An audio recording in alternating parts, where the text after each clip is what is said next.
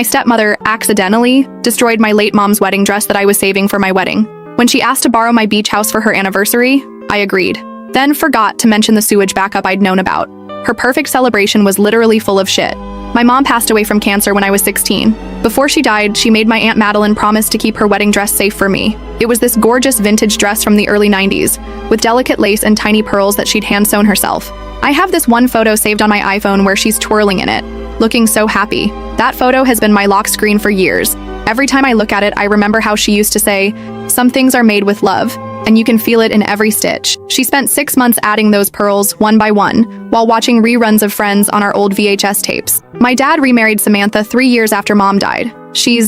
Well, let's just say she's always trying too hard to be the perfect wife and mother, while constantly reminding everyone how much better she is at it than my mom was. She loves posting these staged family photos on her Instagram, usually with captions about blended family blessings and a bonus mom, even though I've told her multiple times I'm not comfortable with her using that term. Last Thanksgiving, she even made a TikTok about healing broken families, using our photos without asking permission. I found out when my college roommate sent me the link. Last month, I got engaged to Levi. When I told the family, Samantha immediately started planning our wedding on her Pinterest boards, despite me telling her I wanted something small and personal. She created this whole board called Modern Bride, Modern Life, and shared it with literally everyone in her Facebook mom group. But whatever, I could handle that. What I couldn't handle was what she did next. The dress was being stored at my mom's best friend Ivy's house, properly preserved in one of those special storage boxes. Yesterday, Samantha offered to help by picking up the dress since she was in the area and bringing it to my house. I was on a FaceTime call with my best friend Natalie when Samantha arrived, carrying the box like it was a bag of groceries. She set it down on my kitchen counter, right next to an open bottle of red wine. I remember thinking that was weird because Samantha doesn't even drink red wine. She's always going on about how she only drinks white because it's cleaner. Then she insisted on opening the box right there. Even though I said we should wait and do it properly with my aunt present, you can probably guess what happened next. As she was accidentally pulling the dress out, her elbow happened to knock over the wine bottle. The entire thing spilled directly onto the dress. But here's the thing, her reaction was what got me. She didn't panic, she didn't rush to blot it or clean it. She just stood there for a second with this weird little smile before starting her dramatic "oh no" performance. It reminded me of those bad acting videos on YouTube where people fake reactions for insurance scams. I was still on FaceTime with Natalie, who saw the whole thing. She swears she saw Samantha's hand move toward the wine bottle before it fell, but the video quality wasn't great, so we can't be 100% sure. Natalie immediately started recording her screen though, because she said something felt off. I called my dad crying, and his response was typical. "Honey, it was just an accident. Samantha feels terrible. We can buy you any dress you want." He doesn't get that it's not about the dress itself. It's about the last piece of my mom that I had for my wedding day. This morning, Samantha had the nerve to send me a link to some $300 David's bridal dress with the message, "This would look so much better on you anyway." Then she posted this long Facebook status about accidents happening for a reason, and how sometimes we need to let go of the old to embrace the new. She tagged me in it, but I blocked her before I could see the comments. Then, she had the audacity to ask if she and Dad could use my beach house for their anniversary celebration next month. She knows it's the only thing I inherited from my mom's side of the family. It's this little cottage on the coast that my mom's parents left me, and Samantha's been trying to convince me to sell it since she married Dad. She even had a realtor friend accidentally listed online once. I told her, sure, of course, with a smile that would make her proud. Because what Samantha doesn't know is that I got a call from my handyman Joseph last week about a serious sewage issue that needs fixing. He sent me photos and detailed messages on WhatsApp showing the problems. I just haven't had time to deal with it yet.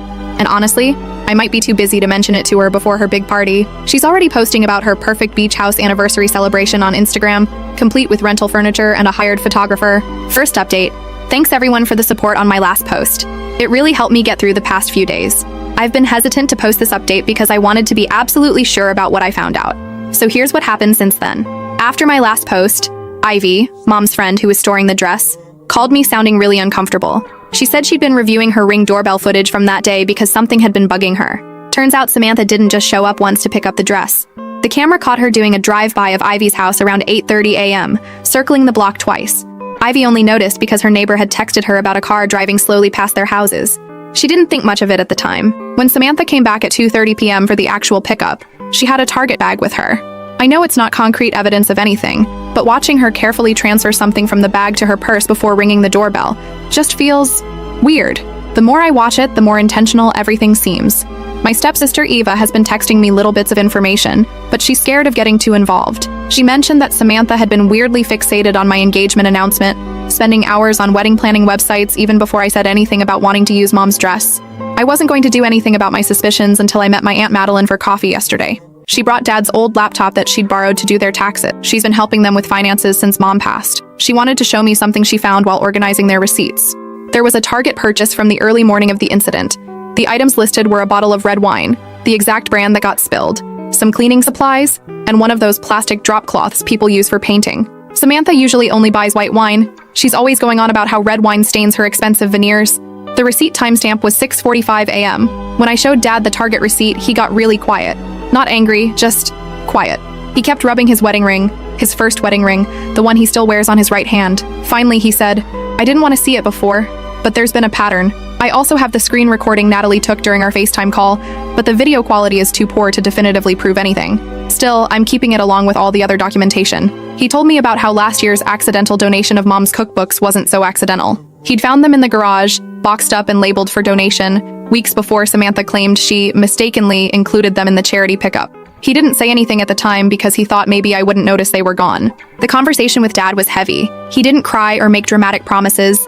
He just sat there looking at his hands and said, "I messed up, didn't I? I let her do this." It was worse than if he'd gotten angry or emotional. Meanwhile, Samantha's been acting like nothing happened. She keeps sending me links to new dresses, each one with a message about how it would be so much more you than my mom's outdated dress. The beach house thing is still hanging over everything. She's already created a Facebook event for their anniversary party. 35 people confirmed attending so far, with more RSVPs still coming in. She keeps posting about her perfect beach getaway and tagging party rental companies in her Instagram stories. Yesterday, she sent me a long text about table arrangement and asked if the house has enough bathrooms for all the guests. I still haven't mentioned what Joseph, the handyman, told me about the septic system. The video he sent me last week shows it's actually getting worse. You can see water backing up in the yard after it rains. He said it needs fixing before any large gatherings, but I just keep forgetting to bring it up whenever Samantha calls. Eva's been staying at her friend's house more often. She says the atmosphere at home is getting weird. Samantha's been extra nice to her, buying her expensive gifts from Amazon and offering to take her on a spa day. Eva thinks she's trying to keep her quiet about something, but she's not sure what. The dress preservation specialist finally got back to me today. They said the wine stain was unusually concentrated in one area, like it had been poured rather than spilled. They also noticed some small snags in the lace that happened before the wine incident, probably from someone handling the dress roughly while it was still in the preservation box. I've been looking at that last photo I have of Mom in the dress. There's this little pearl detail on the sleeve that she used to say took her 3 nights to sew on while watching old episodes of Seinfeld. That part's completely dissolved now from the wine. It feels targeted, you know? Edit. A lot of you are asking what I'm planning to do about the beach house party. Honestly, I'm just going to let things play out naturally. The septic system is what it is. Edit 2. For those asking about the dress, yes, I'm keeping all the specialist documentation. No, I'm not planning legal action. Some things have a way of working themselves out. Edit 3. Dad just texted asking to come over tomorrow. He says he found some old photos of Mom he wants me to have. Maybe he's finally ready to really talk about everything. Second update. Thanks for all the messages checking in. A lot has happened this week, and I wanted to update you all on the beach house situation. So here's where things stand. Samantha's planning what she keeps calling an intimate gathering, though her guest list has somehow grown to 35 people. She texted me this morning asking about parking, how many cars can fit in the driveway, and bathroom situation. There are 2 bathrooms, right? That should be enough? I keep thinking about saying something about the septic system. Joseph, my regular handyman, sent me another text yesterday with a photo of the backyard after the rain. You can see the water pooling in places it shouldn't. And he said the smell is getting noticeable. His exact text, "Hey, wanted to follow up about that septic estimate. Really needs addressing before any big gatherings. Getting worse with the rain." Joseph explained that while the septic system has ongoing issues, the problems become much more noticeable during rain and would definitely be catastrophic with heavy usage from a large gathering. Dad stopped by yesterday. He's been quiet since everything with the dress, spending more time at the house he shared with Mom before Samantha. He sat at my kitchen counter, looking through some old beach house photos he found in a drawer. "Remember when the shower broke that one summer?" he said. "Your mom made us all use the outdoor hose for 2 days. She said it was camping." Then he got this look on his face and asked, "Should I be worried about anything with the house? For the party?" I just shrugged and said everything was fine. He studied me for a minute, then nodded slowly. I think he knows something's up, but he's not asking directly. Eva's been texting me updates about Samantha's preparations. Nothing crazy, just standard party stuff. She ordered some decorations from Amazon, string lights, some beach-themed centerpieces, and she's having the event catered by a local deli.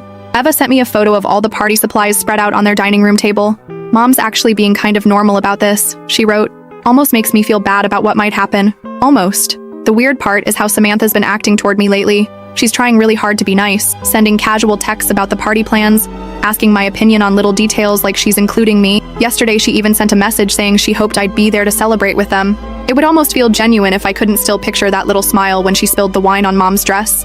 I did check out her Facebook page through Eva's account since she blocked me after the dress incident. She's keeping it pretty low-key, just a few posts about looking forward to a beautiful celebration, with some beach emoji. Nothing too over the top, which actually makes me more suspicious. Joseph sent another update this morning. The septic company gave him an estimate for repairs.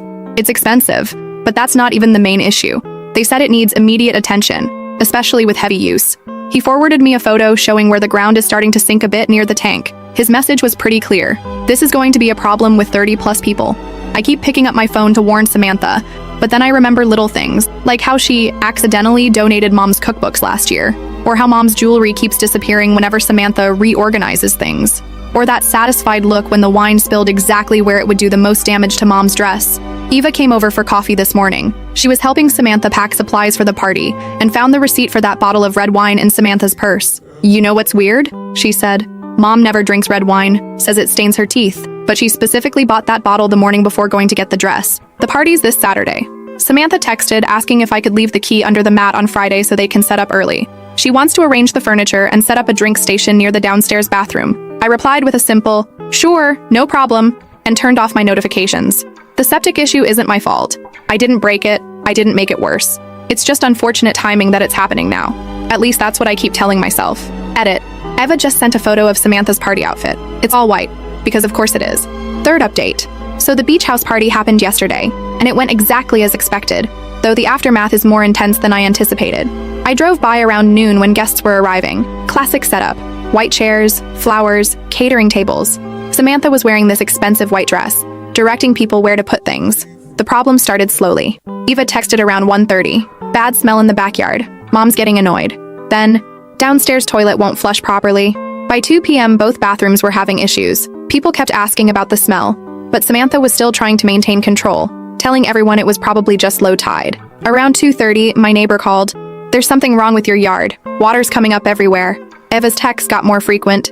"The ground's getting really soft." Mom's freaking out at the catering staff because people keep asking to use their van's bathroom. Then it all fell apart during their toast. The ground was so saturated that part of the deck area sank. Not dramatically, but enough to destabilize the buffet table. Their anniversary cake ended up sliding right into the mess. That's when Samantha stepped into what she thought was just wet grass and sank ankle deep in it, in her white dress, in front of her entire social circle. People started leaving pretty quickly after that. Not in a panic, but with that awkward, "oh, would you look at the time" energy. The smell had gotten impossible to ignore, and the wet spots in the yard were spreading. This is where things got ugly. Samantha completely lost it, started screaming that I'd deliberately sabotaged her party, that I'd planned this whole thing. She was calling people from her phone right there in the yard, frantically trying to find a lawyer who'd take her call on a Saturday, all while standing there in her ruined dress, mascara running. Dad's reaction wasn't the calm disappointment I expected. He was furious, both at me and Samantha. Started yelling about how much this was going to cost to fix, how irresponsible everyone was being. He kept switching between being angry about the septic system and demanding to know why Samantha had planned such a big party without checking about maintenance issues first. Eva recorded some of it on her phone. Samantha screaming about lawsuits and defamation, Dad yelling about property damage, guests quickly backing out of the driveway. It was chaos. I've gotten about 30 texts from Samantha since yesterday. They range from legal threats to guilt trips to straight up rage. "You planned this. My lawyer will hear about this. You've ruined everything. Just like your mother, always having to be the victim." Dad's been calling nonstop too. He's not as philosophical as before, mostly concerned about the cost of repairs and saying things like, "I don't even know whose side I'm supposed to be on here," and "You're both acting like children." He's sleeping at his brother's house because apparently Samantha's still too upset to even look at him for not taking her side. The damage is real though. The yard's destroyed, the downstairs carpet's ruined, and the septic system obviously needs replacing. Joseph sent an estimate. It's significant. Samantha's already posted in our neighborhood Facebook group asking for recommendations for lawyers who handle property damage and intentional emotional distress cases. Eva's been sending updates all day. Apparently Samantha's called every friend she has, telling them I deliberately sabotaged her party out of jealousy. She's already had 3 different contractors out to document the damage for potential legal action. I finally blocked Samantha's number after her last message. "You think you're so clever? Just wait. That beach house won't be yours for long once I'm done with the lawyers. Hope it was worth it." Last update. It's been about a month since the septic tank disaster at my beach house. I wasn't planning to post another update, but enough has happened that I wanted to share how things actually played out. The immediate aftermath was exactly what you'd expect. Samantha contacted 3 different lawyers, but it fizzled out pretty quickly once they saw Joseph's documented warnings about the septic system. Turns out, negligent property owner claims don't go far when you plan a 35-person event without asking basic maintenance questions. The repair costs were brutal, about $21,000 for the new septic system, plus another $3,000 for yard repair and carpet replacement. Insurance covered part of it after my deductible, but it's still a huge hit to my savings. Dad offered to split the costs, which led to a huge fight between him and Samantha. They're still arguing about it. Samantha's not speaking to me, obviously. She's switched to communicating through passive-aggressive Facebook posts about toxic family members and property damage. Dad's trying to play peacekeeper, which is going about as well as you'd expect. He'll call me to talk about repairs or costs, then get quiet when I bring up the dress incident. Last week he said, "I know you both did wrong things. Can't we just move past it?" Classic Dad, avoiding conflict while trying to keep everyone happy. Eva's been caught in the middle. She stays with me some weekends, but Samantha started making comments about family loyalty, so now Eva's walking on eggshells. She deleted the videos she took at the party after Samantha went through her phone while she was sleeping. The beach house repairs are finally done. The new septic system works fine, the yard's been restored, and the carpet's been replaced. The cleanup company did a good job. You wouldn't know there had been a disaster if you didn't know where to look. Here's the weird part. This whole thing has had ripple effects I didn't expect. My Aunt Madeline isn't speaking to Dad because he wouldn't take a side. 2 of my cousins canceled their usual beach week booking because they don't want to get involved. Family events are awkward now, with everyone trying to schedule around who's not speaking to whom. Samantha's still living at home, but she's been taking space to heal by spending weekends at her sister's house. She's talking about wanting to move to a bigger house anyway, saying the current one has too many negative memories now. Dad just looks tired whenever it comes up. The dress is still hanging in my closet. I tried having it professionally restored, but they said the wine damage is permanent. I've started looking at new wedding dress styles online. It's not the same, but I'm trying to focus on the future instead of what I lost. Eva told me yesterday that Samantha's been checking property listings for beach houses in a different area. Apparently, she's determined to have a do-over anniversary celebration next year, just without certain people involved. Dad stopped by last weekend to check on the repairs.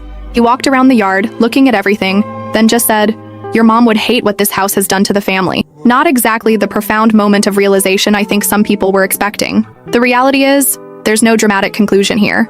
No one's getting divorced, no one's had an epic revelation, and the family's not suddenly united and understanding. It's just tense holidays ahead, and carefully planned scheduling to avoid awkward encounters. Edit. To those asking about legal consequences, the lawyers basically said everyone should drop it and move on. No one has a strong case either way. Edit 2. Yes, I'm still planning to get married at the beach house. Samantha's already said she won't attend if I do. Dad's stressed about it, but that's a problem for future me.